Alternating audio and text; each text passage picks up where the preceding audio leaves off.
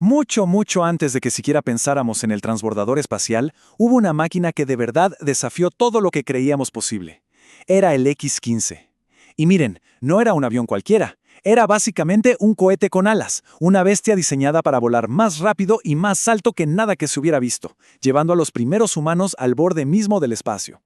¿Y quién mejor para describirlo que uno de sus pilotos, el mayor general Joe Engel? Con esta frase captura la esencia de todo el programa.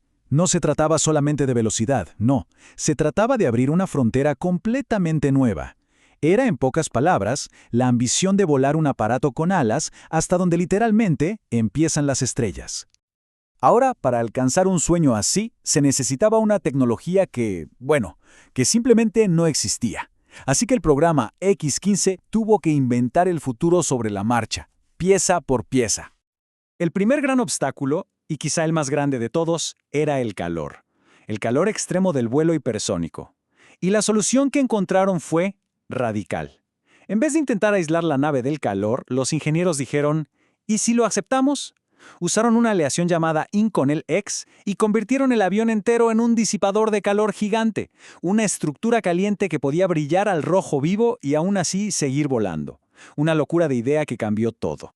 Y claro, una máquina así nunca estaba sola. Cuando aterrizaba, el X-15 era básicamente un planeador, pero uno pesadísimo y rapidísimo. Por eso necesitaba siempre un avión de seguimiento, como este F-104, que lo guiara a tierra. Cada misión era una especie de coreografía perfecta, de una precisión increíble entre máquinas y un equipo humano súper cualificado. Y uno se pregunta, ¿qué clase de persona se subía voluntariamente a un aparato así? Pues no eran pilotos comunes y corrientes, eran una mezcla extraña de ingeniero, científico y aventurero. Se involucraban en cada detalle, desde el plano hasta el aterrizaje.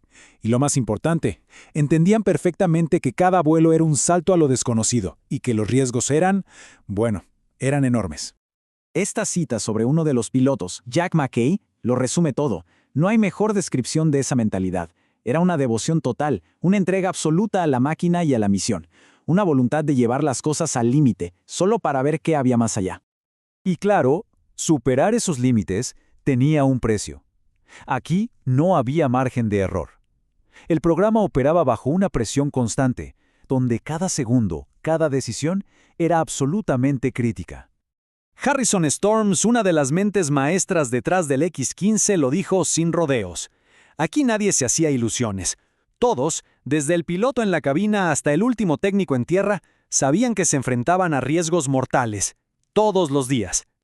Esta mentalidad de responsabilidad es fascinante. Con este lema, eliminaban por completo el factor mala suerte. Si algo salía mal, era un error humano. Punto. Ya sea en el diseño, en la construcción o en la operación. La responsabilidad era total y absoluta. Y ojo, que el peligro no estaba solo en el aire. Los equipos de tierra que trabajaban en estaciones de seguimiento remotísimas, como esta en LA, Nevada, lo hacían en condiciones brutales. Esta antena congelada es un testimonio de la dureza del entorno que tenían que soportar para que el X-15 pudiera volar seguro. Hablemos del motor, el LR-99. Era una auténtica bestia. Lo describían como una explosión controlada. Pero lo más increíble, lo más extraño, era el fenómeno del cono de silencio. Justo detrás del motor, por alguna razón de la física, las ondas de sonido se cancelaban.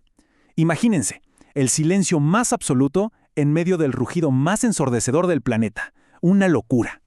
El programa fue una máquina de romper récords, pero cada nuevo logro venía con un riesgo gigantesco y a veces con un costo humano que era simplemente devastador. Como en este vuelo, un indicador se atascó y el motor se apagó unos segundos más tarde de lo previsto. ¿El resultado?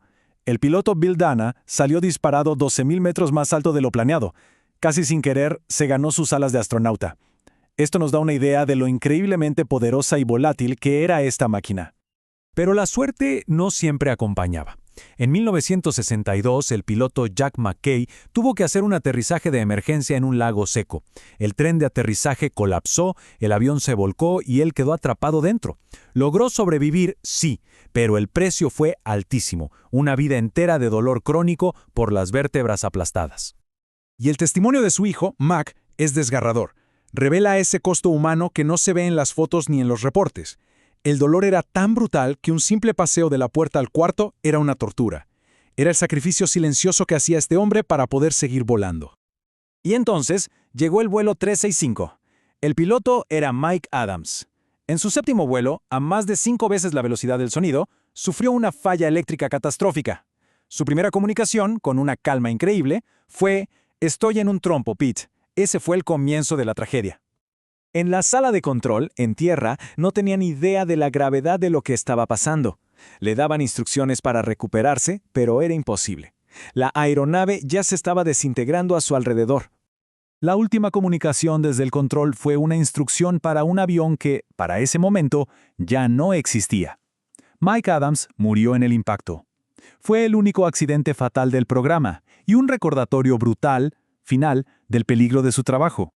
El accidente de Adams, en cierto modo, fue el principio del fin.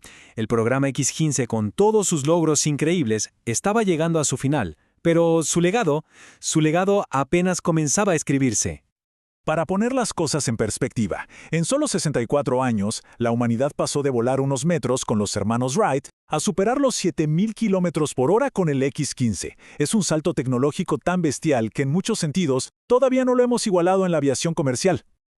Todo lo que se aprendió con el X-15 sobre cómo reentrar en la atmósfera a velocidades hipersónicas, sobre cómo controlar una nave con alas en el vacío, fue la base de todo lo que vino después. Esto no es solo un avión, es el abuelo directo del transbordador espacial. El X-15 le enseñó a la NASA cómo regresar del espacio. Después de 199 misiones, casi una década de vuelos al límite, el programa terminó en 1968. Las 2 naves que sobrevivieron se convirtieron en piezas de museo, testimonios silenciosos de una era de audacia y exploración como pocas veces se ha visto. La autora Michelle L. Evans nos deja esta reflexión, que es bastante dura.